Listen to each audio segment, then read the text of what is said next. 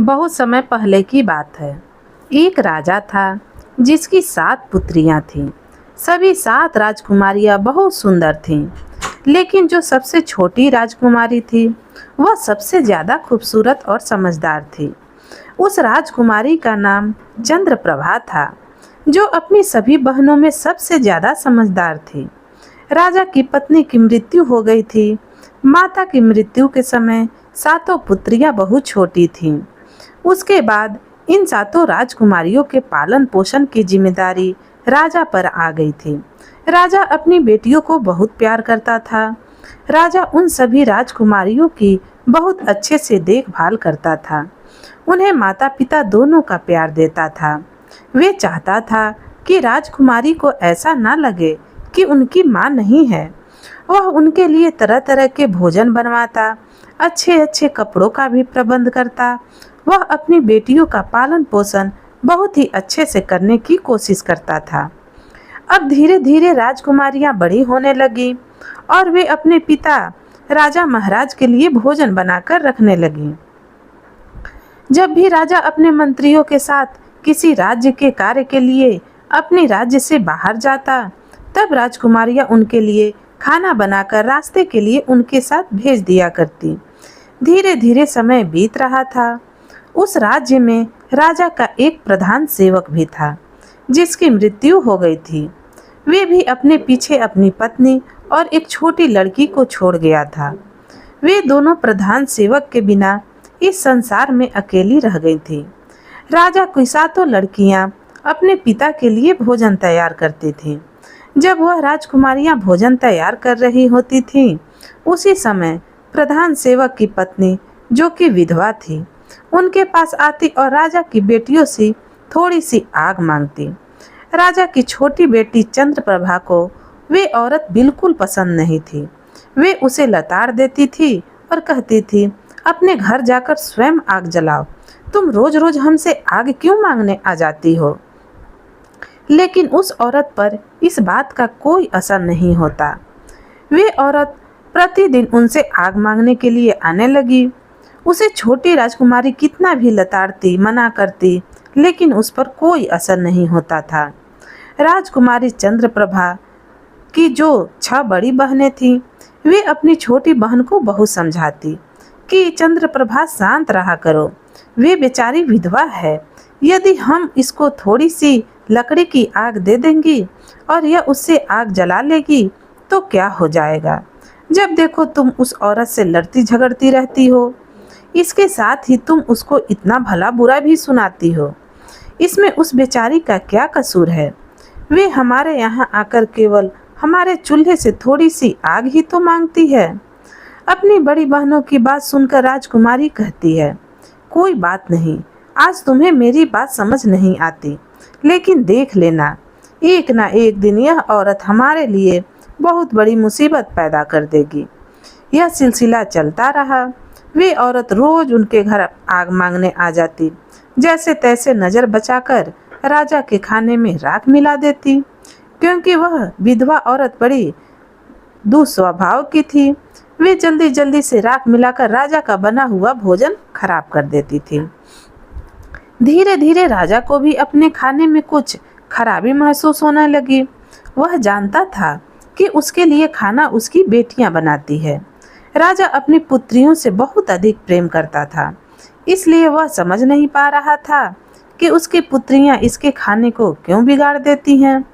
उसे इस बात का विश्वास नहीं हुआ। एक दिन राजा ने सोचा कि सच्चाई जानने के लिए मुझे अपनी बेटियों पर नज़र रखनी चाहिए, क्योंकि मेरी बेटियां मेरे लिए तो ऐसा नहीं कर सकती कि वे मेरा खाना बिगाड़ दें। ऐसा सोच विचार करके राजा अपने कक्ष में चला गया। जब उसकी पुत्रियां खाना बना रही थीं, तो वे उन्हें खाना बनाते हुए छिप कर देखने लगा कि मेरी बेटियां किस मकसद से मेरे लिए खाना खराब करती हैं। ऐसा खराब खाना खिलाकर वे मुझे क्यों मारना चाहती हैं? अपने मन में ऐसा विचार करते हुए राजा अपनी पुत्रियों को देखने लगा, क्योंकि वे अपनी पुत्रियों से भी बहुत प्यार करता था। उसने अपनी पुत्रियों को खाना बनाते हुए दीवार के गुप्त झरोखे से देख रहा था। वे जानना चाहता था कि मेरी बेटियां कैसे खाना बिगाड़ती हैं। उनकी सातों लड़कियां बड़ी सावधानी से चावल को धो रही थीं और भोजन तैयार कर रही थीं।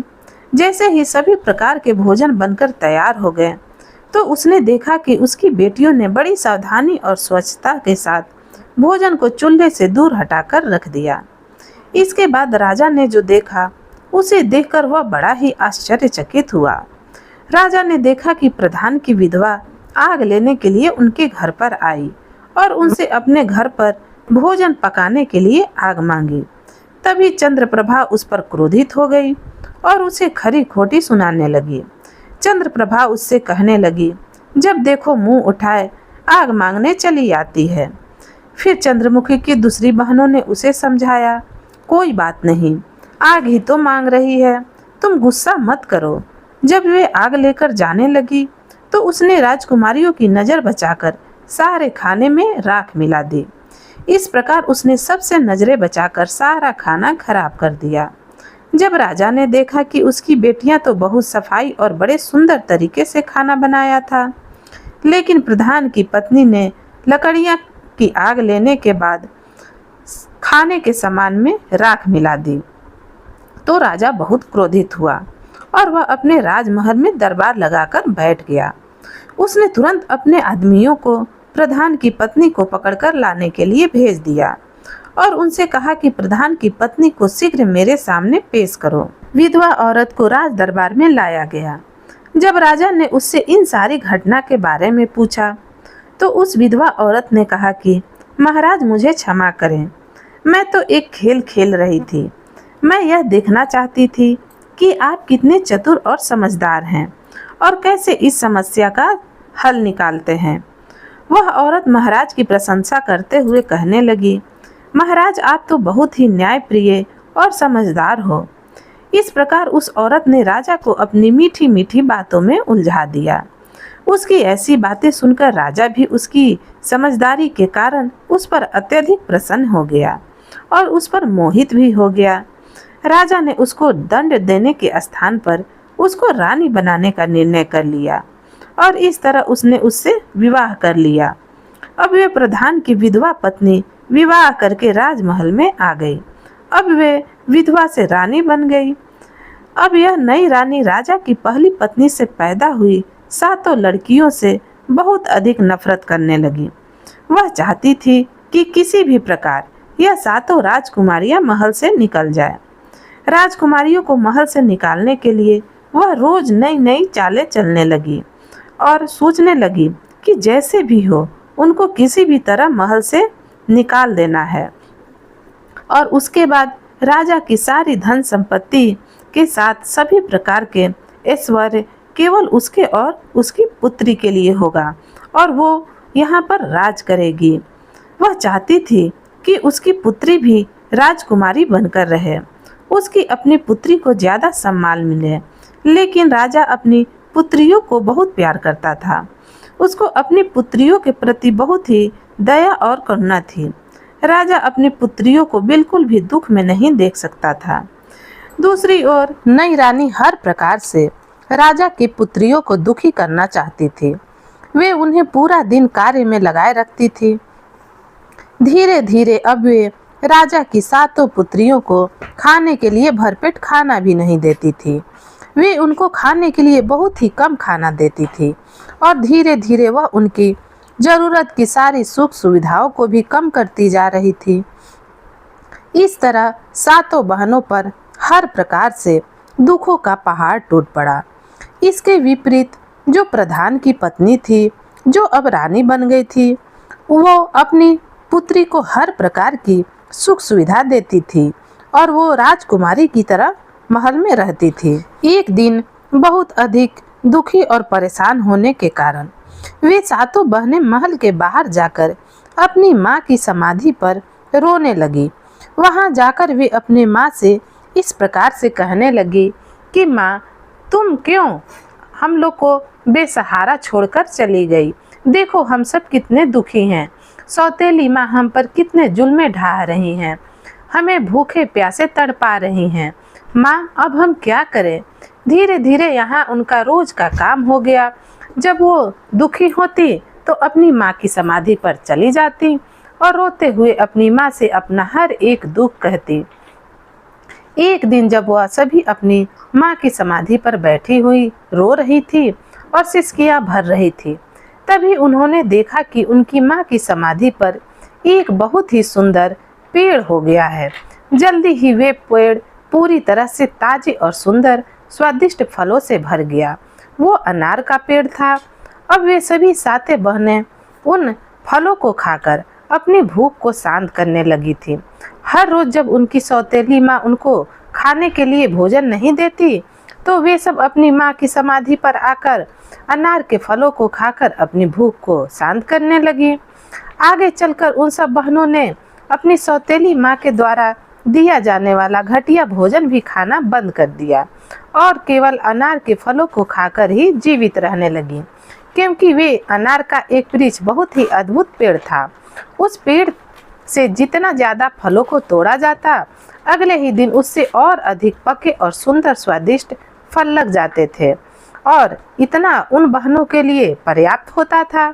उन सातों बहनों की सौतेली माँ अब यह सोचने लगी कि यह सातों भोजन भी नहीं करती और मैं भी इन सातों बहनों को खाने के लिए भी कुछ नहीं देती हूँ, इन्हें इतना दुखी करती हूँ, फिर भी ये सभी इतनी सुंदर और स्वस्थ कैसे दिखाई देती हैं। इन्हें कोई बीमारी भी नहीं लगती और इनका आकर्षण भी दिन पर दिन बढ़ता जा रहा था। यह सब कैसे हो रहा है, जबकि मैं अपनी बेटी को इतना कुछ अच्छा अच्छा खिलाती हूँ, फिर भी वह इनके आगे फीकी लगती है। इस तरह से अब सातों राजकुमारियाँ अपनी माँ की समाधि पर जाती और सुंदर स्वादिष्ट अनार के पके फलों को खाती और अपनी माँ को इसके लिए धन्यवाद करती। जब उनकी सौतेली माँ से रहा नहीं गया तो उसने इसका रहस्य जानने की सोची और एक दिन उसकी सौतेली माँ ने अपनी बेटी को उनका पीछा करने के लिए कहा।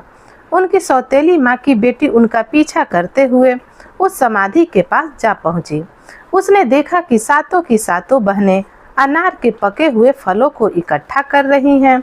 अब चंद्रप्रभा ने उसे देख लिया और उसे देखकर चंद्रप्रभा ने अपनी दूसरी बहनों से कहा कि तुम सब क्या देख रही हो, यह लड़की हम लोग का पीछा कर रही है, हम सबको देख रही है, चलो हम मिलकर इसको यहाँ से भगा देते हैं और इन अनार के फलों को छुपा देते हैं, नहीं तो यह जाकर सारी बातें अपनी माँ को बढ़ा चढ़ाकर बताएगी, यह हमारे लिए बहुत परेशानी पैदा कर देगी।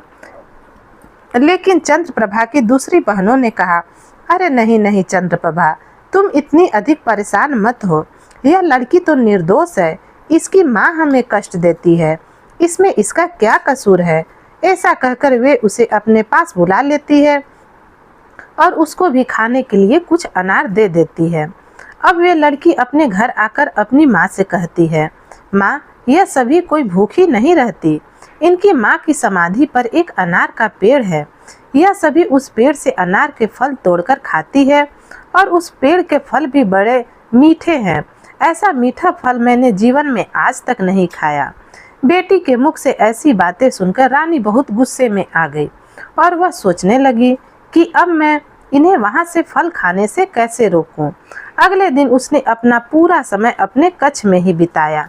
राजा ने अपने कक्ष में आकर रानी से पूछा कि रानी तुम्हारे दुख और उदासी का क्या कारण है। रानी ने राजा से कहा, मेरे सिर में बहुत दर्द है और ऐसा लगता है कि यह दर्द मेरी जान ले लेगा। तुम्हारी पहली पत्नी की समाधि पर वह अनार का पेड़ ही मेरा यह दर्द दूर कर सकता है।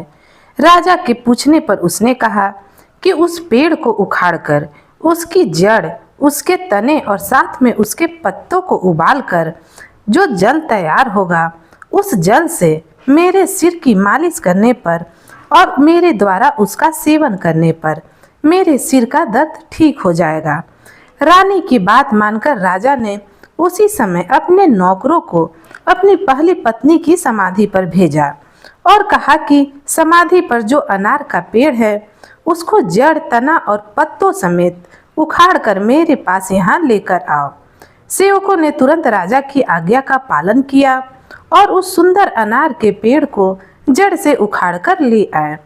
जैसे रानी ने बताया था, ठीक उसी प्रकार राजा के सेवकों के द्वारा उस पेड़ को जल में उबालकर रानी के लिए औषधि के रूप में तैयार करवा दिया गया और उससे रानी के सिर की मालिश की गई और उसे सेवन कराया गया। सेवन करने के बाद उस क्रूर रानी ने राजा से कहा कि अब मैं बिल्कुल ठीक हो गई हूँ और बहुत अच्छा महसूस कर रही हूँ। अगले दिन सातों बहनें अपनी माँ की समाधि पर गईं, तो उन्होंने देखा कि वहाँ पर समाधि पर से अनार का वह सुंदर पेड़ गायब हो चुका है। यह देखकर वह सभी परेशान हो गई और दुखी होकर रोना शुरू कर दिया।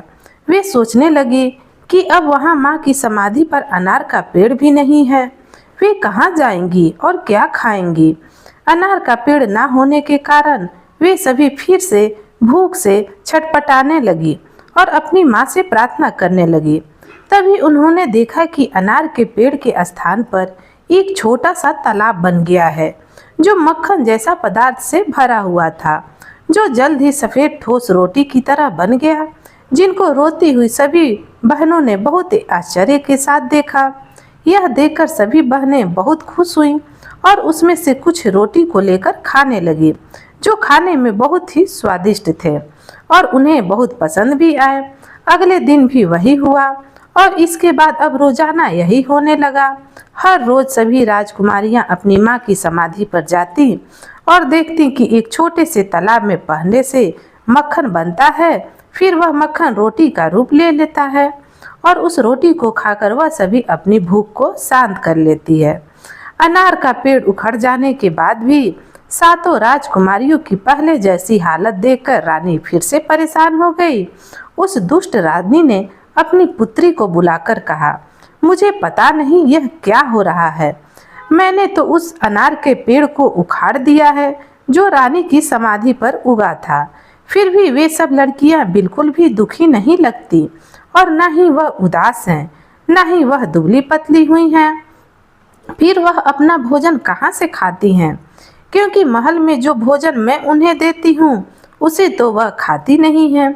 इसलिए फिर से तुम उनका पीछा करके पता लगाओ। रानी ने अपनी पुत्री से कहा कि वह उन पर नजर रखे और देखे कि माजरा क्या है।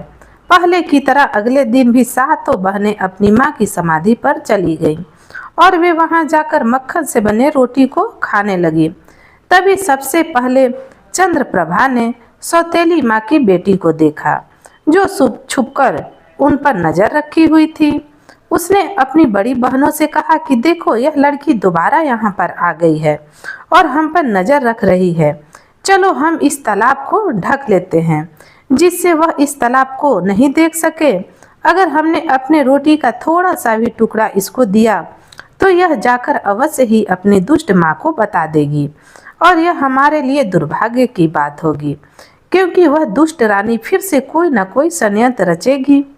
चंद्रप्रभा की बड़ी बहनों ने समझा कि चंद्रप्रभा बिना किसी बात के बेचारी उस पर संदेह कर रही है, इसलिए उन सब ने उसके सुझाव पर बिल्कुल भी ध्यान नहीं दिया और उसके विपरीत उन्होंने प्रधान की पुत्री को भी स्वादिष्ट रोटी खाने के लिए दे दिए। जब उनकी सौतेली माँ को सातों राजकुमारियों के बारे में यह रोटी वाली बात पता चली तो वह क्रोध से बहुत लाल पीली होने लगी और उसके साथ ही उसने अपने नौकरों को बुलाकर कहा कि अभी जाओ, रानी की समाधि को वहां से उखाड़ दो और उसके पास जो छोटा सा तालाब है उस तालाब को कूड़ा करकट आदि से भरकर नष्ट कर दो। इस पर भी रानी संतुष्ट नहीं हुई। एक दिन रानी फिर से भयंकर बीमारी का बहाना कर अपने कक्ष में पड़ी रही और महाराज को बुलाया गया। महाराज ने आकर रानी की बीमारी का कारण जानना चाहा। राजा ने कहा, चाहे मेरा सारा साम्राज्य बिक जाए, लेकिन मैं तुम्हारी बीमारी को ठीक करने के लिए तुम्हें अच्छे से अच्छे वैद्य को दिखाऊंगा और तुम्हें बिल्कुल ठीक कर दूंगा। लेकिन वह रानी तो अपनी चाल चल रही थी, वह तो स्वभाव से ही दुष्ट थी। तो वह दुष्ट रानी कहने लगी, इतना कुछ करने की जरूरत नहीं है, मेरा जीवन तो बस एक छोटा सा कार्य करने से ही बच सकता है। राजा ने कहा कि कहो तो सही, तुम जो कहोगी मैं उसे अवश्य पूरा करूंगा, इसके लिए मैं तुमसे प्रतिज्ञा करता हूँ। फिर रानी ने कहा, मेरे जीवन को बचाने के लिए आप एक कार्य कर दो। आपकी जो पहली पत्नी से 7 राजकुमारियां हैं, आप उनकी हत्या कर दो और उनकी हत्या करने के बाद उनका खून मेरे सर और मेरी हथेली पर लगा देना। इस तरह से उनकी मृत्यु से मेरा जीवन बच जाएगा। इन शब्दों को सुनकर राजा दुख और पीड़ा से भर गया। उसके पैरों के नीचे से जैसे जमीन ही गायब हो चुकी थी। वे मूर्छित होकर गिरने वाला था, लेकिन फिर भी राजा ने अपने आप को संभाल लिया। राजा को अपनी प्रतिज्ञा टूटने का भय था और वह अपने राजकुमारियों को भी बहुत प्यार करता था। फिर राजा ने अपना मन को कड़ा किया और राजकुमारियों की तलाश करने लगा। राजा ने अपनी 7 राजकुमारियों को अपनी माँ की समाधि पर बैठा देखा। राजा उनके पास पहुंचा तो उसने देखा कि उनकी 7 पुत्रियां अपनी माँ की समाधि के पास बैठकर रो रही थीं। अपने पुत्रियों की ऐसी हालत देखकर राजा का हृदय कांप उठा, क्योंकि वे अपनी पुत्रियों से बहुत ही प्रेम करता था। एक तरफ उसकी रानी की इच्छा और राजा की प्रतिज्ञा और दूसरी तरफ उसकी बेटियां। उसे समझ नहीं आ रहा था कि वह क्या करे। अपने पुत्रियों के पास पहुंचकर राजा प्रेम पूर्वक अपनी पुत्रियों से बोला कि तुम मेरे साथ इस महल से बाहर जंगल में चलो। पिता की बात मानकर वह सभी उनके साथ चल पड़ी। वे उन सभी को लेकर जंगल की ओर चल दिया। जंगल में कुछ दूर जाकर एकांत में राजा ने आग जलाई और उन सब के लिए कुछ चावल पकाकर उन्हें खाने के लिए दिया। दोपहर का समय था। उस समय गर्मी भी बहुत थी, जिसके कारण सभी 7 बहनें खाना खाने के बाद गहरी नींद में सो चुकी थी। जब राजा ने देखा कि 7 बहनें सो चुकी हैं, तो वह चोरी से छुपकर उन लड़कियों से निगाह बचाकर वहां से चला आया। उन सबको गहरी नींद में सोते हुए राजा ने वहीं पर छोड़ दिया।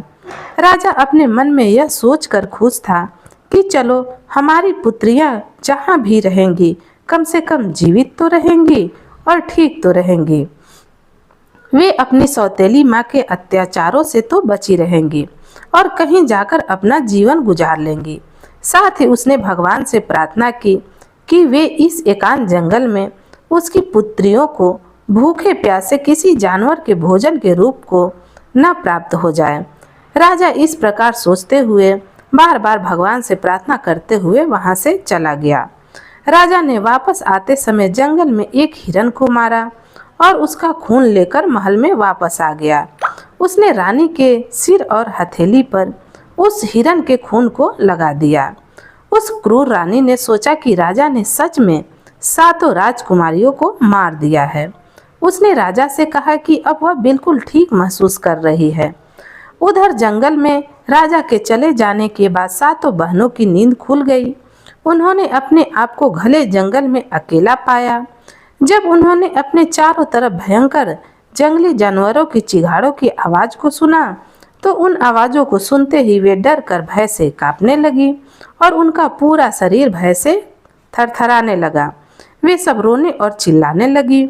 अपने आप को अकेला पाकर वह अपनी पूरी शक्ति लगाकर अपने पिताजी को पुकारने लगी। उन्हें आशा थी कि उनकी आवाज़ को सुनकर उनके पिताजी जरूर आएंगे, लेकिन उन सबको ऐसा करते हुए बहुत समय गुजर गया, लेकिन राजा नहीं आए। उन सबको अपनी आवाज़ के सिवा ऐसा सुनाई दे रहा था जैसे बादल गड़गड़ा रहे हों। इसके अतिरिक्त वहाँ कुछ नहीं था। ठीक उसी दिन उस जंगल में एक दूसरे पड़ोसी राज्य के 7 राजकुमार वहां शिकार खेलने के उद्देश्य से आए थे। जब वे सब अपने राज्य के लिए प्रस्थान कर रहे थे, तब उन राजकुमारों में से सबसे छोटे राजकुमार ने अपने भाइयों को रोकते हुए कहा कि भाई, जंगल में जरूर कोई फंसा हुआ है, हमें उनकी सहायता करनी चाहिए। वो सब किसी को बुला रहे हैं। क्या तुम सब इस आवाज़ को नहीं सुन पा रहे हो? चलो उस दिशा में चलते हैं जहाँ से यह आवाज़ आ रही है और तलाश करते हैं कि यह कौन है। इस तरह से छोटे राजकुमार ने अपने 6 भाइयों को बताया, तो 7 राजकुमारों ने जंगल को पार करते हुए अपने घोड़े को उसी दिशा में दौड़ा दिया जिस दिशा से वह रोने की आवाज़ आ रही थी। कुछ ही समय में वे 7 राजकुमार जंगल में उस जगह पर पहुंच गए जहां पर वे 7 बहनें रो रही थीं, और उन सबको इस तरह से रोते हुए देखकर राजकुमारों को दया आ गई सबसे बड़ा राजकुमार बहुत अधिक आश्चर्यचकित हुआ और उसने बड़ी व्याकुलता से उनसे पूछा कि तुम सब यहाँ पर कैसे फंस गई हो और तुम कौन हो। उन राजकुमारियों ने अपनी सारी कहानी उन 7 भाइयों को सुना दी। तब सातों राजकुमार ने यह निश्चय किया कि भगवान की कृपा से यह 7 राजकुमारियां हमें मिली हैं। इनको हमें अपने साथ अपने राज्य में लेकर जाना चाहिए। इनके साथ विवाह कर इन्हें अपने साथ रखना चाहिए। इस तरह से सबसे बड़े राजकुमार ने सबसे बड़ी राजकुमारी से विवाह किया, दूसरे ने दूसरी से और तीसरे ने तीसरी से। इसी तरह 7 राजकुमारों ने विवाह कर लिया।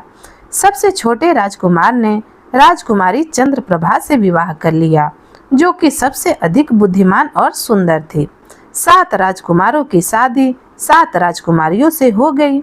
विवाह करने के बाद 7 राजकुमार अपने राज्य में वापस लौट आए। उनके वापस आने पर पूरे राज्य में प्रजा में खुशी की लहर दौड़ पड़ी। करीब 1 साल बाद चंद्रप्रभा, जो सबसे छोटी राजकुमारी थी, उसको एक बेटा हुआ। बेटा होने पर परिवार के सब लोग खुश थे। उन्हें ऐसा लगता था कि लड़के का एक पिता नहीं बल्कि 7 पिता हैं और 7 माताएं हैं। वे सब उन्हें बहुत प्यार करते थे और सब मिलकर अपने बच्चे की तरह उसका पालन पोषण करते थे। इस तरह से धीरे धीरे समय बीतने लगा। वे सभी बहुत खुश थे। इस तरह धीरे धीरे चंद्रप्रभा का बेटा 2 साल का हो गया। एक दिन 7वें राजकुमार ने अपने भाइयों से कहा कि शिकार खेलने का मन है, मैं शिकार पर जाना चाहता हूँ। उसने अपनी पत्नी से कहा कि मैं शिकार पर जाना चाहता हूँ। चंद्रप्रभा और अपने भाइयों से आज्ञा लेकर वह शिकार पर निकल गया, लेकिन कई दिन बीत जाने के बाद भी वह वापस नहीं आया और दिन पर दिन बीतते गए, लेकिन राजकुमार नहीं आया। यह कोई नहीं जान सका कि वह कहाँ चला गया और वापस क्यों नहीं आया। यह जानकर राजकुमारियों को बहुत दुख हुआ। उनके पति कहने लगे कि हम भी वहां जाएंगे और उसे ढूंढ कर लाएंगे। उसके भाइयों ने कहा कि वे अपने भाई के बारे में जाकर देखेंगे कि उसके साथ क्या हुआ और वह कहाँ चला गया है। वे सभी 6 राजकुमार छोटे राजकुमार की तलाश में राजमहल से निकल पड़े, लेकिन वे 6 भाई भी वापस नहीं आए। यह जानकर 7 राजकुमारियों को बड़ा दुख हुआ जब उनके पति वापस नहीं आए। उनके मन में विचार आने लगा कि उनके पतियों को किसी ने जंगल में मार दिया या उनके साथ कुछ गलत हुआ है। धीरे धीरे कुछ और दिन बीत गए, लेकिन 7 भाइयों में से कोई भी वापस नहीं आया। एक दिन चंद्रप्रभा अपने पुत्र को पालने में झुला रही थी और सभी बहनें नीचे के कमरे में काम कर रही थीं। ठीक उसी समय कोई महल के दरवाजे पर आया, जिसने काला कपड़ा पहन रखा था। वह स्वयं को एक साधु बता रहा था और वह भिक्षा मांगने के लिए आया था। नौकरों ने कहा कि तुम महल के अंदर भिक्षा मांगने के लिए नहीं जा सकते। राजा के सभी पुत्र इस समय बाहर गए हुए हैं। हम सबको लगता है कि वे सब मर गए हैं और उनकी विधवाओं को तुम्हारे भिक्षा मांगने से परेशानी हो सकती है, इसलिए तुम अंदर मत जाओ। द्वारपाल ने उसे खूब रोकने की कोशिश की, लेकिन उस आदमी ने कहा कि मैं एक साधु हूँ और साधु को भोजन खिलाना और साधु को भिक्षा देना कोई गलत काम नहीं है। लेकिन वास्तव में वह कोई साधु नहीं था, वह तो एक जादूगर था जिसका नाम वृषभान था। जादूगर ऐसे ही महल में घुस रहा था। उसने वहां पर बहुत सी सुंदर वस्तुओं को देखा। अंत में वह उस कमरे में पहुंचा जहां राजकुमारी चंद्रप्रभा अपने छोटे से बेटे को पालने में झुला रही थी और उसे लोरी सुना रही थी।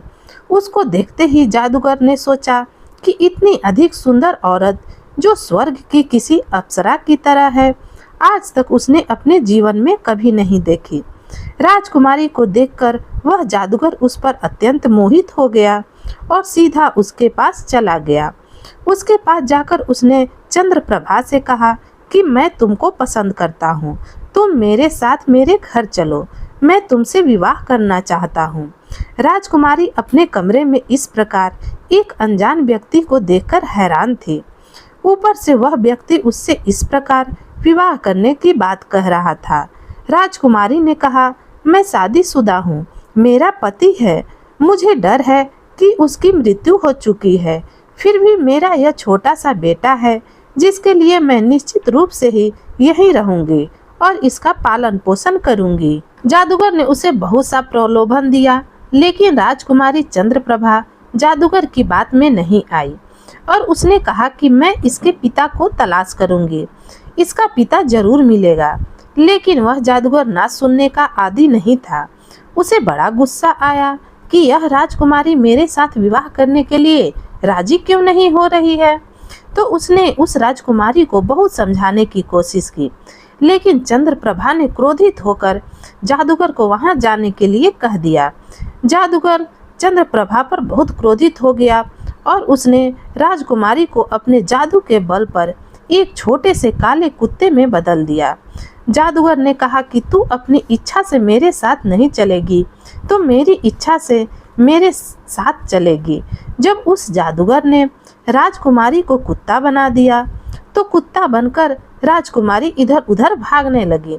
बेचारी के पास कोई शक्ति भी नहीं थी जिससे वह अपनी दूसरी बहनों को बता सके कि उसके साथ क्या हुआ है। विवश होकर वे एक कुत्ते के रूप में अपनी व्यवस्था लिए जादूगर के इशारे पर चलने लगी। जादूगर जैसे ही महल के दरवाजे से पहुंचा तो द्वारपालों ने उससे पूछा कि तुम इस छोटे से कुत्ते को कहां से लिया है। तो उस जादूगर ने जवाब दिया कि राजकुमारियों ने इस कुत्ते को मुझे एक उपहार के रूप में दिया है। यह सुनते ही द्वारपालों ने उसे कुछ और पूछे बगैर महल के दरवाजे से बाहर जाने दिया। कुछ समय बाद चंद्रप्रभा की दूसरी बड़ी 6 बहनों ने अपने भांजे के रोने की आवाज सुनी। जब वे सीढ़ियों से चढ़कर उसके कमरे में गईं, तो उन्होंने देखा कि वहां कमरे में कोई भी नहीं था। उन्होंने चारों ओर देखा, लेकिन उन्हें चंद्रप्रभा कहीं दिखाई भी नहीं दे रही थी। फिर उन्होंने सेवकों से पूछा, तो सबने उन्हें बताया कि कोई साधु आया था। उन्होंने उस साधु को काले कुत्ते के बारे में भी बताया। उन्होंने बताया कि राजकुमारियों ने अंदाज लगा लिया कि जरूर चंद्रप्रभा के साथ कुछ बुरा हुआ है और वह हमें छोड़कर चली गई है। उसके साथ जरूर कोई षड्यंत्र रचा गया है। अब धीरे धीरे समय गुजरता जा रहा था। चंद्रप्रभा के पुत्र को 6 मौसियों ने मिलजुल कर पाल लिया और अब वह 14 साल का हो गया था। एक दिन उसकी मौसियों ने उसे अपने परिवार का इतिहास बताने का निश्चय किया और वो परिवार का इतिहास उसे बताने लगी। राजकुमार ने सब कुछ ध्यान से सुना। राजकुमार अपने माता पिता के बारे में सुनकर बहुत दुखी हो गया। वह राजकुमार अपने माता पिता और अपने ताऊ को ढूंढने के लिए बड़ा उतावला हो उठा। उसने दृढ़ संकल्प लिया कि वह संसार में कहीं भी किसी भी कोने में जहाँ भी उसके परिवार वाले होंगे वह उन्हें ढूंढकर जरूर लाएगा। उसने अपने इस दृढ़ संकल्प को अपनी मौसियों को बताया कि वह अपने माता पिता और ताऊ को सबको जिंदा वापस लेकर आएगा। उसकी मौसियों को उसके दृढ़ संकल्प के बारे में जानकारी होने पर सब उसे रोकने लगे। वे उससे कहने लगे कि वे अपना विचार बदल दे। वे कहने लगी, बेटा, जो लोग जाने वाले थे वो लोग चले गए, अब कहीं हम तुम्हें भी ना खो दें। हम अपने पति और अपनी बहन को तो खो दिए हैं, अब हम तुम्हें नहीं खोना चाहते। उनकी तरह यदि तुम भी हमसे दूर चले गए तो हम किसके सहारे जिंदा रहेंगे, जिंदा रहकर भी क्या करेंगे। तब लड़के ने अपनी मौसियों से कहा कि आप लोग मुझे मत रोको, अगर यह संभव हुआ तो मैं अपने साथ अपने माता पिता और ताऊ को भी लेकर जल्दी ही वापस आऊँगा। फिर इस तरह से वह अपनी यात्रा पर चल पड़ा। लेकिन कई महीनों तक वह कुछ भी समझ नहीं सका कि किस प्रकार वह अपने सगे संबंधियों को तलाश करे। अंत में जब उसने हजारों किलोमीटर की थकाने वाली यात्रा को पूरा किया, तब वे लगभग पूरी तरह से निराश हो चुका था। उसको अपने माता पिता और ताऊ के बारे में किसी प्रकार की कोई भी सूचना प्राप्त नहीं हुई थी। इसी बीच वो एक ऐसे देश में पहुंच गया जो पूरी तरह से पत्थरों का देश था। वहां पर बड़ी बड़ी चट्टानें, इसके अतिरिक्त एक बहुत ही बड़ी और ऊंची पत्थर की इतनी कठोर इमारत थी कि जिसके किनारे एक छोटा सा मकान बना हुआ था जिसमें एक माली रहता था। जब वह उस इमारत को देख रहा था तभी माली की पत्नी ने उसको देख लिया और भागकर उस घर के बाहर आ गई और कहने लगी, अरे बच्चे, तुम कौन हो? तुमने इस खतरनाक स्थान पर आने की हिम्मत कैसे की? उस लड़के ने कहा कि मैं एक राजा का बेटा हूँ। मैं यहाँ अपने माता पिता और ताऊ को ढूंढने आया हूँ। मेरी माँ को एक जादूगर डरा धमकाकर कुत्ता बनाकर अपने साथ ले गया है।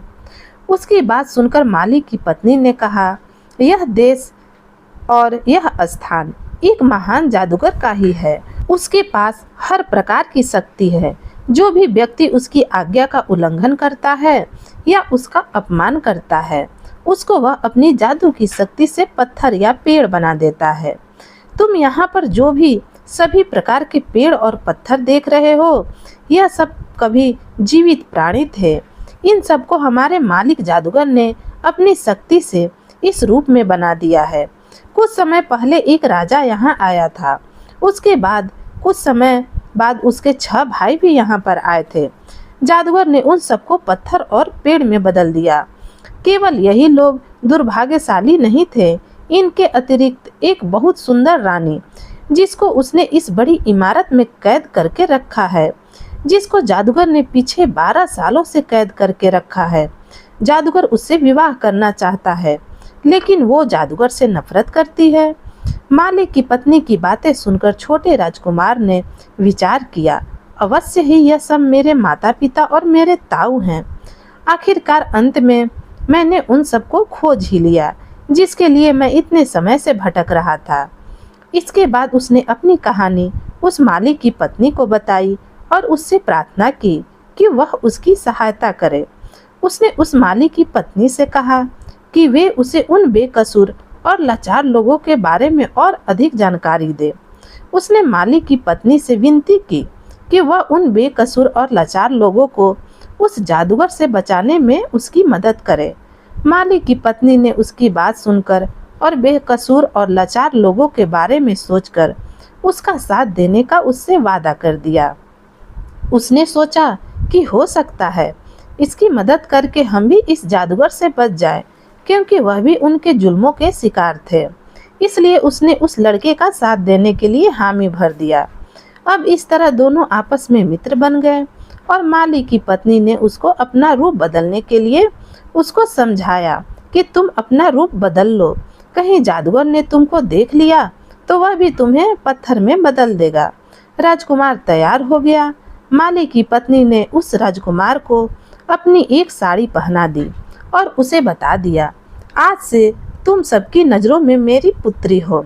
उसके थोड़े समय बाद ही एक दिन जैसे ही जादूगर अपने सुंदर बगीचे में घूम रहा था, तभी वहां एक छोटी लड़की को देखकर उस जादूगर ने माली की पत्नी को अपने पास बुलाया और उससे पूछा, यह लड़की कौन है? माली की पत्नी ने कहा कि वे उसकी पुत्री है। इस तरह से जादूगर और राजकुमार की पहली मुलाकात हुई। राजकुमार एक लड़की के भेष में जादूगर से अपनी पहचान छुपाकर मिलता है और जादूगर उसको देखकर कहता है कि तुम बहुत ही सुंदर हो। कल तुम वहाँ बड़ी इमारत में रहने वाली सुंदर औरत के लिए मेरा पहला उपहार लेकर जाओगी। जादूगर की बात सुनकर छोटा राजकुमार बहुत खुश हो गया कि कल वह अपनी माँ के लिए कोई उपहार लेकर जाएगा। जादूगर से मिलने के बाद वह तुरंत माली की पत्नी के पास गया और इस बारे में उसको बताया और विचार विमर्श करने के बाद उसने निश्चय किया कि वह इसी भेष में रहेगा, क्योंकि इस भेष में उसको कोई पहचान नहीं सकता।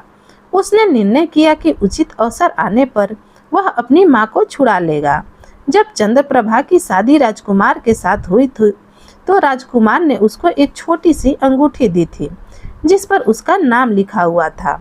उस अंगूठी को चंद्रप्रभा ने तब अपने पुत्र की उंगली में पहना दिया था जब उसका पुत्र बहुत छोटा सा बच्चा था। उसका पुत्र समय के साथ बड़ा हुआ तो उसकी मौसियों ने उस अंगूठी का आकार राजकुमार की उंगली के आकार का बनवाकर उसकी उंगली में पहना दिया। इस तरह से वह अंगूठी उस राजकुमार ने अपनी उंगली में अभी भी पहन रखी थी।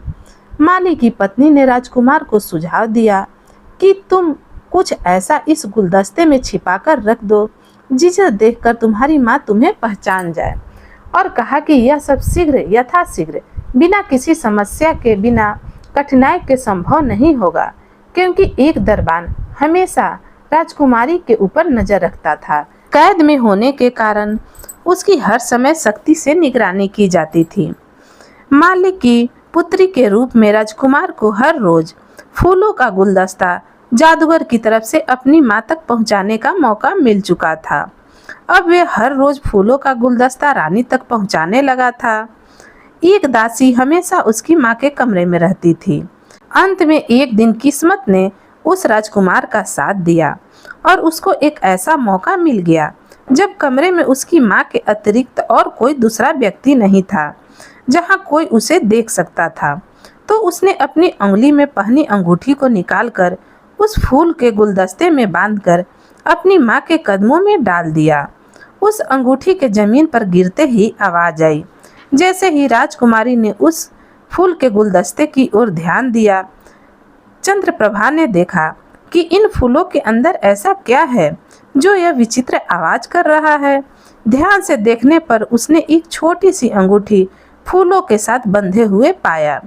उस अंगूठी को पहचानते ही जब उसने फूलों का गुलदस्ता लाने वाली लड़की की ओर देखा तो लड़की बने राजकुमार ने उसे अपने बारे में बताया। अपने पुत्र द्वारा बताई गई सारी कहानी पर उसको तुरंत विश्वास हो गया। राजकुमार ने अपनी मां से कहा कि कितनी खोज करने के बाद उसने उनको प्राप्त कर लिया है और उसे बचाने की कोशिश कर रहा है। अपने जीवन को खतरे में डालकर वह अपने माता पिता और ताऊ को दुष्ट जादूगर से मुक्त कराकर ले जाएगा। उसकी मां ने उसको बताया कि इस जादूगर ने पिछले 12 सालों से किस तरह से कैद कर रखा है और उसने इस इमारत के सारे दरवाजों को भी बंद कर रखा है क्योंकि वह मुझसे विवाह करना चाहता है। मैंने उससे विवाह करने के लिए मना कर दिया है। बेटे ने कहा, माँ, तुमने जादूगर से 12 सालों तक केवल कठोरता और क्रोध से बात की है। तुम जादूगर से कहो कि मैंने इतने लंबे समय तक अपने पति का शोक किया, अब मैं तुमसे शादी करने को तैयार हूँ। इसके बाद दोनों माँ बेटा बैठकर अपनी योजना बनाने लगे और उसको अंजाम देने के बारे में सोचने लगे। बेटा कहता है, इसके बाद आप यह पता लगाना कि उसकी शक्ति क्या है और क्या वह अमर है या उसे मारा जा सकता है। चंद्रप्रभा ने अपने बेटे की सलाह को मानने का निश्चय किया और अगले दिन जादूगर के लिए उसी प्रकार से संदेश भिजवा दिया जैसा उसके पुत्र ने सुझाव दिया था। जादूगर यह सुनकर बहुत प्रसन्न हुआ और वह जल्द से जल्द शादी करने के लिए कहने लगा। उसके बाद जादूगर ने चंद्रप्रभा से महल में चलने के लिए विनती की, लेकिन चंद्रप्रभा ने उसको कहा कि इससे पहले कि वह उससे शादी करे उसे उसको थोड़ा और अधिक समय देना चाहिए ताकि वह आपस में और अधिक परिचित हो सके। उसने कहा कि दुश्मनी जितनी लंबी होती है, दोस्ती होने के बाद उनकी दोस्ती का स्तर और भी मजबूत हो सकता है। इसके बाद चंद्रप्रभा ने जादूगर से पूछा कि क्या आप पूरी तरह से अमर हैं? क्या आपको कभी मृत्यु छू नहीं सकती? क्या आप मानव जाति को महसूस करने के लिए एक महान जादूगर हैं? तब जादूगर ने कहा, तुम यह क्यों पूछ रही हो? तो रानी ने जवाब दिया कि शादी करके आपकी पत्नी बनने से पहले मैं आपके बारे में सब कुछ जानना चाहती हूँ। यदि कोई आपदा आपके ऊपर आ गई तो मैं उसे कैसे काबू करूँगी? पहले पति और पहले पुत्र को तो मैंने खो दिया, लेकिन अगर मैं तुमसे शादी करूँगी और मैं तुम्हें खो दूँगी तो मैं किसके सहारे रहूँगी? जादूगर ने कहा कि यह सच है, मैं दूसरे के रूप में नहीं हूँ। यहाँ से बहुत दूर सैकड़ों मील की दूरी पर एक घना जंगल है। उस घने जंगल के बीच में एक ढका हुआ गोला है जहाँ पर केवल ताड़ के पेड़ हैं। उन ताड़ के वृक्षों के केंद्र में 6 बड़े पानी से भरे हुए तालाब हैं जो एक दूसरे के ऊपर गिरते हैं।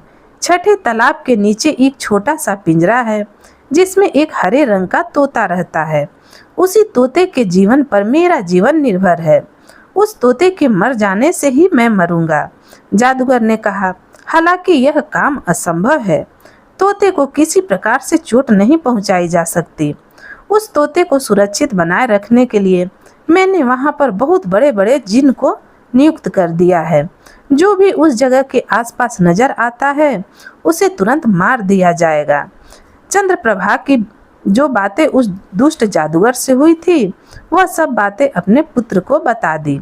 लेकिन बेटे की जान को खतरे में पड़ता देखकर रानी ने उस तोते को पाने का विचार छोड़ देने के लिए कहा। जादूगर के डर से चंद्रप्रभा को अपने पुत्र को वहां जाने से मना करना पड़ा। अपनी माँ के डर को समझने के बावजूद राजकुमार ने जवाब दिया कि माँ, जब तक मैं उस तोते को पकड़कर नहीं लाता तब तक मेरे पिता और मेरे ताऊ उस दुष्ट जादूगर की कैद से मुक्त नहीं हो सकते। डरो मत, मैं जल्दी वापस आऊंगा। इसी बीच आप जादूगर से अच्छे से बातें करना, हंसकर बोलना। तुम उसके साथ अपने विवाह की बातचीत चालू रख सकती हो। राजकुमार अपनी माँ को जल्दी ही वापस आने का वचन देकर तोते की तलाश में निकल पड़ा। थकाने वाली सैकड़ों मील की लंबी यात्रा के बाद आखिर में राजकुमार एक बड़े और घने जंगल में पहुंच गया। जब वह वहां पहुंचा तब एक लंबे समय में लगातार चलते रहने के कारण वह बुरी तरह से थक चुका था। वहां जंगल में वे एक बड़े छायादार पेड़ के नीचे आराम करने लगा और कुछ ही समय में ठंडी हवा चलने के कारण उसको नींद आ गई। थोड़ी देर बाद कुछ शोर होने के कारण उसकी आंखें खुल गई। उसने इधर उधर देखा तो उसकी निगाह एक विशाल सांप पर पड़ी जो उस पेड़ पर चढ़ने का प्रयास कर रहा था, जिस पेड़ के नीचे राजकुमार आराम कर रहा था।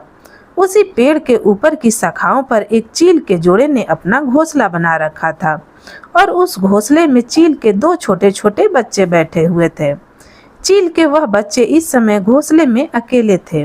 उन्होंने अपनी तरफ बढ़ते हुए सांप को देख लिया था। सांप को बढ़ते हुए देखकर वे डर के मारे चिल्ला रहे थे। उस चील के दो निर्दोष बच्चों पर आने वाले खतरे को देखकर राजकुमार ने तुरंत ही अपनी तलवार निकाल ली और उस सांप के दो टुकड़े करके उसे मार दिया। अभी कुछ ही देर हुई थी तब राजकुमार ने हवा में सरसराहट की आवाज को सुना तो देखते ही देखते दो वृद्ध चील आकर उस घोंसले में बैठ गए। दो वृद्ध चील अपने बच्चों के लिए भोजन लाने के लिए शिकार पर गए थे। बच्चों के लिए लाए हुए भोजन को घोंसले में छोड़कर उन्होंने इधर उधर देखा। उन्होंने जल्दी ही मरे हुए सांप को और उसके समीप ही तलवार पकड़कर खड़े हुए राजकुमार को भी देख लिया। यह सब देखकर वे दोनों वृद्ध चील उड़कर राजकुमार के पास आ गए। उन बच्चों की माँ मादा चील ने राजकुमार से कहा कि हे राजकुमार, हमारे बच्चों के रक्षक, यह क्रूर निर्दयी सांप पिछले कई सालों से इसी तरह मेरे निर्दोष बच्चों को खाकर अपना पेट भरता था, लेकिन आज तुमने इस सांप को मारकर मेरे बच्चों के जीवन की रक्षा की है। हमारे बच्चों के प्राण बचाने के लिए हम आपके आभारी हैं। अगर तुम्हें किसी भी प्रकार से हमारी जरूरत पड़े तो हमें याद करना। हम तुम्हारे लिए हमेशा उपस्थित हो जाएंगे और तुम हमारे इन दोनों बच्चों को अपने साथ ले जाओ। तुम अपने सेवक की तरह इन्हें अपने पास रखना। यह सुनकर राजकुमार बहुत अधिक खुश हुआ। उनके पूछने पर राजकुमार ने उन्हें अपनी पूरी कहानी बताई। चीलों ने कहा कि इस जंगल में तुम्हारे बताए हुए स्थान को ढूंढने के लिए हम तुम्हारी मदद कर सकते हैं। इसके बाद उन दोनों चीलों ने अपने पंखों को फैलाया और उस पर राजकुमार को बैठा लिया और वे उसे लेकर आकाश मार्ग से यात्रा करने लगे। उस राजकुमार को अपने पंखों पर बैठाकर बहुत दूर दूर तक ले गए। जब वे उसे लेकर घने जंगल में पहुंच गए तो एक स्थान पर उन्होंने गोल घेरे में उगे हुए बहुत सारे ताड़ के पेड़ देखे। आकाश में से सर को उठाए हुए वो देखे कि 6 पानी से भरे हुए तालाब भी वहां थे। यह दिन में दोपहर का समय था, इसलिए गर्मी बहुत अधिक पड़ रही थी। चारों तरफ वृक्षों पर बैठे जिन, राक्षस और शैतान सभी गहरी निंद्रा में सो रहे थे। वे सब हजारों की संख्या में थे। यह सब किसी भी साधारण व्यक्ति के लिए असंभव था। कोई भी साधारण व्यक्ति इन असंख्य दैत्यों और राक्षसों को आमने सामने की लड़ाई में हरा दे। इस बीच चील अपने मजबूत पंखों के साथ नीचे की तरफ उतरने लगे। जब वे जमीन से थोड़ा ऊपर ही थे तभी वे राजकुमार चील के पंखों से नीचे जमीन पर कूद पड़ा। उन चीलों के साथ मिलकर राजकुमार ने केवल एक ही प्रयास में वहां से तालाब के अंदर जाने वाले सीढ़ियों से होकर हरे रंग वाले तोते के पास पहुंच गया। राजकुमार ने उस तोते को पकड़कर कपड़े में लपेटकर फिर जैसे ही चील के पंखों पर सवार होकर आकाश मार्ग से अपनी यात्रा को चल पड़ा। तब तक नीचे पेड़ों पर रहने वाले सभी जिन, राक्षस और शैतान जो अभी तक सोए हुए थे, वे सभी जाग गए और सभी उनको आकाश में देखकर चिल्लाने लगे। वहां जंगल में पूरी तरह से अफरा तफरी मच गई। उन्हें यह पता लगते ही कि उनका खजाना तो गायब हो चुका है। उन सबकी डरावनी चीख से पूरा जंगल गूंज उठा। सैकड़ों मील की उड़ान भरने के बाद वह चील वहां से बहुत दूर अपने घर पर आ गए। यह वही विशाल वृक्ष था जिन पर उनका घोंसला बना हुआ था। वहां पहुंचकर राजकुमार ने उन चीलों से कहा कि आप अपने इन छोटे चीलों को अपने पास ही रखिए। अगर मुझे कभी इनकी जरूरत पड़ी तो मैं इनको अवश्य ही बुला लूंगा और आपसे सहायता लेने के लिए मैं कभी नहीं हिचकूंगा। इसके बाद राजकुमार ने अपनी वापसी की यात्रा को शुरू कर दिया। वह तब तक चलता रहा जब तक कि वह एक बार फिर से उस दुष्ट जादूगर के महल के दरवाजे तक नहीं पहुंच गया। वह महल के दरवाजे के पास नीचे बगिया में बैठकर उस तोते के साथ खेलने लगा। जादूगर ने उसे अपने महल की खिड़की से देखा और तुरंत भागकर उस राजकुमार के पास आया और कहा, मेरे बच्चे, तुम इस तोते को कहाँ से लेकर आए हो? तुम इस तोते को मुझे दे दो, इसके लिए मैं तुम्हें बहुत धन दौलत दूंगा। लेकिन राजकुमार ने जादूगर को मना कर दिया। राजकुमार ने कहा कि नहीं, मैं अपने तोते को तुम्हें नहीं दे सकता। यह कई सालों से मेरा प्रिय पालतू पक्षी है। फिर जादूगर ने कहा कि अगर यह तुम्हारा मनपसंद प्रिय पालतू पक्षी है तो मैं समझ सकता हूँ, तुम इसको मुफ्त में तो दोगे नहीं। बताओ, तुम इस तोते की क्या कीमत लोगे? राजकुमार ने कहा कि मैं अपने प्यारे तोते को नहीं बेच सकता। जादूगर बहुत अधिक भयभीत हो गया। उसने कहा कि तुम इसके बदले में मुझसे कुछ भी ले सकते हो, बस तुम मुझे यह तोता दे दो। जादूगर की यह बात सुनकर राजकुमार उससे बोला कि चलो ठीक है, अगर तुम इसके बदले में कुछ देना ही चाहते हो तो मैं यह तोता तुम्हें दे दूंगा। राजकुमार की बात सुनकर जादूगर खुश होते हुए बोला, ठीक है, बताओ तुम्हें क्या चाहिए, मैं तुम्हें जरूर दूंगा। अब राजकुमार ने कहा, सबसे पहले तुम उन 7 राजकुमार राजाओं को मुक्त करो जिसको तुमने पत्थर और वृक्ष बना रखा है। जादूगर ने कहा कि ठीक है, तुम्हारी इच्छा पूर्ण होगी, तुम मुझे केवल यह तोता दे दो। इसके बाद चंद्रप्रभा के पति समेत दूसरे 6 राजा अपने प्राकृतिक रूप में आ गए। फिर जादूगर ने कहा कि देखो, मैंने इन्हें फिर से ठीक कर दिया, अब तो मुझे तोता दे दो। लेकिन उस राजकुमार ने कहा, इतनी जल्दी भी क्या है, पहले तो उन सभी लोगों को आज़ाद करो जिनको तुमने अपनी कैद में कर रखा है। जादूगर ने कहा, ठीक है। इसके बाद जादूगर ने जैसे ही अपनी छड़ी को घुमाया, सबके सब प्राणी जो पत्थर और वृक्ष बने हुए थे, सब अपने अपने शरीर में आ गए। इसके बाद वो पूरा बगीचा जो कुछ समय पहले पत्थरों और वृक्षों से भरा हुआ था, चारों तरफ मानव जीवन की खुशबू से महकने लगा। वहाँ चारों तरफ इंसान ही इंसान नजर आने लगे, जो कि सब जीवित होकर सांसें लेने लगे। राजा, पंडित, नौकर, चाकर, सेवक, सरदार, घोड़े, हाथी, सैनिक, न जाने क्या क्या ताकतवर पुरुष एवं सुंदर आभूषणों से सुसज्जित औरतें, सैनिकों की टुकड़ियां सब जीवित हो गईं। अब जादूगर अपने दोनों हाथ जोड़कर रोते हुए राजकुमार से विनती करने लगा कि तुम मुझे यह तोता दे दो। राजकुमार ने उस तोते को बहुत ही शक्ति से पकड़ लिया और उसके एक पंख को जोर लगाकर उसके शरीर से अलग कर दिया। इसके साथ ही जादूगर का दाहिना हाथ उसके शरीर से अलग हो गया। फिर जादूगर ने अपने बाएं हाथ को फैलाकर राजकुमार से कहा कि यह तोता मुझे दे दो। उसके बाद राजकुमार ने उस तोते के बाएं पंख को उसके शरीर से उखाड़कर जादूगर की तरफ फेंक दिया, जिससे जादूगर का बायां हाथ भी उसके शरीर से उखड़कर दूर गिर पड़ा। इसके बाद भी वह चिल्लाता रहा कि मुझे मेरा तोता दे दो। जादूगर अपने घुटनों पर गिर पड़ा। फिर राजकुमार ने उस तोते के पहले दाएं और फिर बाएं पैर को उखाड़कर उसके शरीर से अलग कर दिया।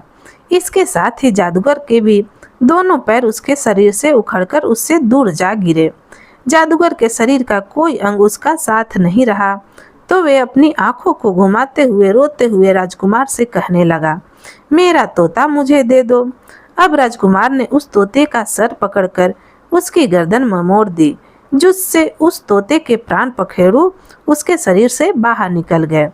इसके साथ ही राजकुमार ने वह तोता जादूगर के पास फेंक दिया, लेकिन जादूगर के प्राण पखेरु उसके शरीर को छोड़ चुके थे और वह राजकुमार के पिता ने अपनी पत्नी चंद्रप्रभा को बड़ी इमारत से मुक्त किया।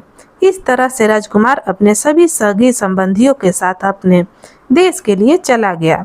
दूसरे सभी लोग भी अपने अपने घरों की तरफ चले गए। इस तरह से राजकुमार ने अपने माता पिता और ताऊ को उस दुष्ट जादूगर से की कैद से छुड़ा लिया। अब वे सभी एक सुखी जीवन जीने लगे। उसकी मौसियाँ जो उन सभी का इंतजार कर रही थी, वह भी अपने पतियों को देखकर बहुत खुश हुई और सुख से अपना जीवन व्यतीत करने लगी। दोस्तों, अगर आपको यह कहानी पसंद आई तो प्लीज़ इस वीडियो को लाइक करें, शेयर करें और मेरे चैनल को सब्सक्राइब करें।